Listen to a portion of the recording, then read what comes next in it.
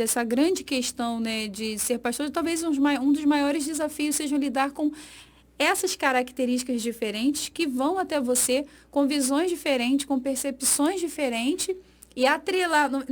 Eu acredito, eu não sei como funciona, mas eu acredito que para cada membro, para cada pessoa, são formas diferentes que são Sim, utilizadas. Não sim. tem o mesmo remédio para as mesmas pessoas, né? Talvez o E grande desafio de ser pastor é perceber essa.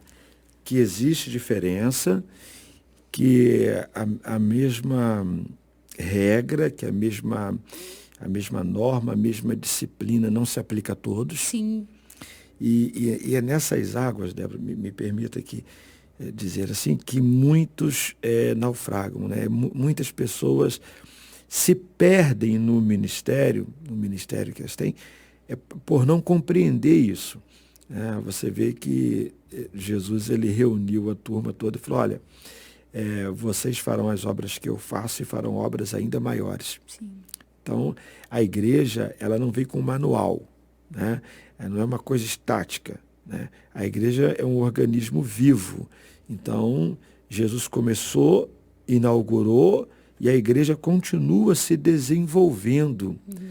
É por isso que a gente está trabalhando aí no material novo, né, para explicar essa questão do apostolado, dos profetas, né, dos mestres, dos 5 dons de Sim. governo. E isso é interessante porque a gente diz, olha, mas, por exemplo, né, sem querer entrar muito nessa questão, mas não eram somente os 12 apóstolos, não eram só 12, nós aprendemos a vida inteira isso.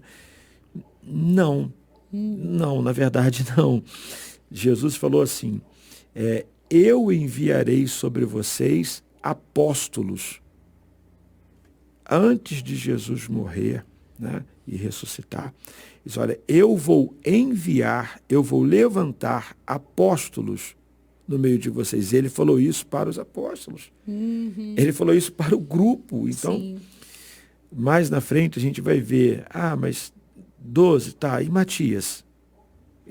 Pedro fez uma reunião e falou, olha, nós éramos 12, Judas, né, morreu, precisamos de mais um para ocupar o lugar, há uma profecia, aí ele cita Salmos, né, o lugar não pode ficar vazio e tal, outro tomará o seu lugar, e aí 2 pessoas se apresentam, Deus elege Matias. Então foram 13. Mas e Paulo? Foram, não, no caso 14, né? Então, é uma exceção. Paulo foi um ponto fora da curva. Tal. Mas se eu te mostrar uns versículos na Bíblia que fala Barnabé, apóstolo. Apóstolo Barnabé. É sério? Sério. 15. E se eu falar que Lucas e Apolo foram apóstolos? E se eu falar que Romanos 16 diz que os familiares de Paulo foram apóstolos antes dele? E essa relação não para. Sim. E está tudo na Bíblia. Só que a gente olha... profeta. Mas a Bíblia diz que a lei e os profetas foram até, né, até Jesus. Né? Então, João Batista não foi o último profeta? Sim e não. Mas como assim? João Batista foi o último profeta de Israel, da dispensação da lei, da dispensação dos profetas. Ele foi o último profeta para a nação de Israel. Depois dali de João Batista, já não é mais Israel, é a eclésia, é a igreja.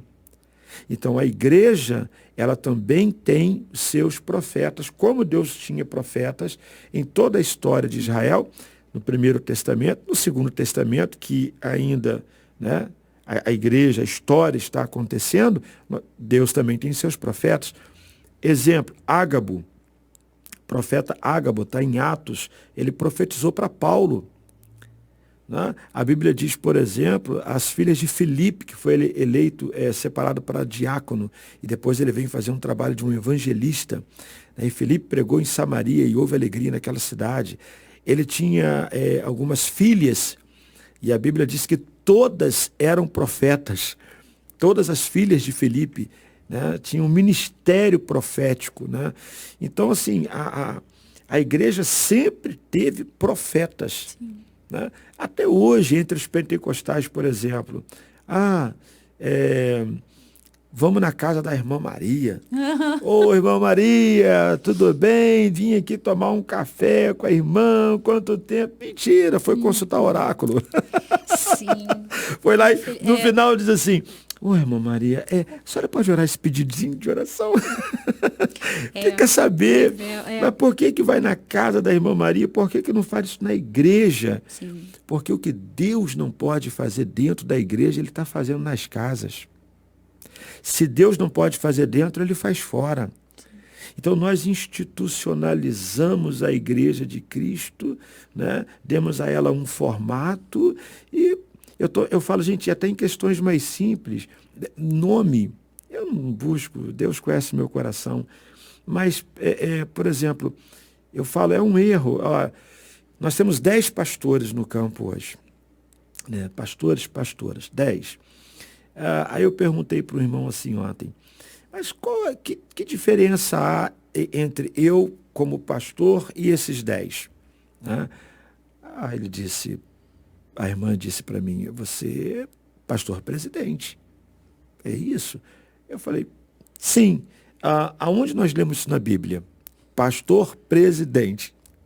Gente, pastor presidente não existe. Né? Tem uma palavrinha na Bíblia, no grego koine, é episcopos. O que é episcopos? É pastor supervisor. Bispo é um pastor que supervisiona, que acompanha o trabalho de outros pastores. Ou seja, outros pastores trabalham, desenvolvem o seu ministério sobre a supervisão, sobre a orientação desse pastor presidente, desse bispo. Então a gente diz assim, não, Senhor, eu sei que o Senhor fundou a igreja, organizou, o Senhor botou na Bíblia e tal, mas bispo não é legal, não. Pastor presidente dá mais, é melhor. Tá bom, Senhor? Então a gente faz essa troca. Está na hora da gente fazer um download, né? Atualizar a linguagem. Sim. Se nós estamos no reino de Deus, nós temos que usar a linguagem do reino de Deus. Então não é pastor presidente, é bispo. Está lá. Mas eu não quero o título de bispo. Eu não estou dizendo que você quis ser pastor, você quis ser presidente, você não ordenou outros. É o que está na Bíblia, né? Então, é um pastor.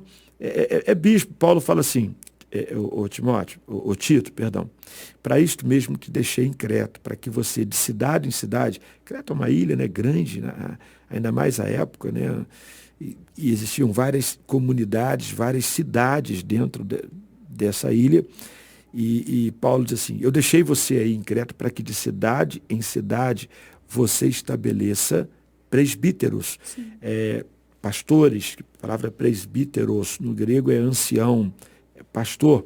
Então, ele está dizendo, vá numa cidade, levante um pastor local, deixe ele cuidando da igreja, vá a outra cidade, levante um pastor local, deixe ele cuidando da igreja, vá a outra cidade e depois você acompanha o trabalho dele todos, dê um suporte a eles. Sim. Como eu, apóstolo, estou dando a você, bispo Tito.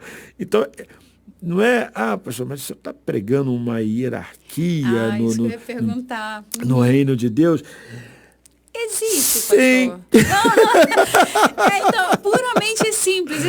Ora, né? Vamos não tem lá. Rodeios, né? O erro. 1/3 dos anjos caíram, pastor. Não. Mas a Bíblia não fala 1/3. Não foi 1/3 dos anjos. 1/3 dos seres angelicais. Explica melhor. Caiu o anjo, caiu o arcanjo, caiu o querubim, caiu o serafim. Segundo a tradição rabínica, existem outras 7 classes de seres angelicais além dessa. Mas vamos ficar no que é claro na Bíblia. Anjo, arcanjo, querubim, serafim. Todos eles caíram.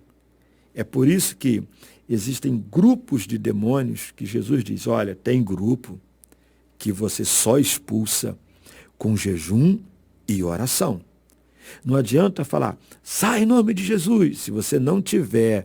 Mas o nome de Jesus não é poderoso. Claro que é, mas atrelado a isso, você, como discípulo, tem que estar revestido de autoridade, tem que ter unção, autoridade.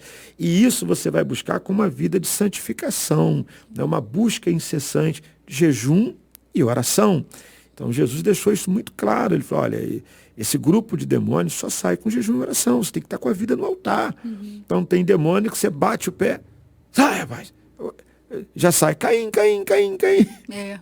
Mas tem demônio que você sai em nome de Jesus, sai, e não sai. Ou dá muito trabalho, ou tem que ter muita gente orando. O que é essa batalha espiritual? É como se fosse assim, você estava expulsando um soldado e agora é um capitão. Sim. Era um cabo, agora é um coronel. Então, o reino de Deus, o mundo espiritual, existe sim uma hierarquia. O oposto dessa hierarquia é o caos, é a desordem. Você vê que até o império das trevas tem hierarquia, né? Tronos, principado, domínio, hostes da maldade, são grupos distintos de anjos decaídos, né, que foram expulsos do céu, de seres angelicais, cada um com a sua atribuição, cada um com a sua autoridade. Sim. Então, a igreja tem essa hierarquia, sim.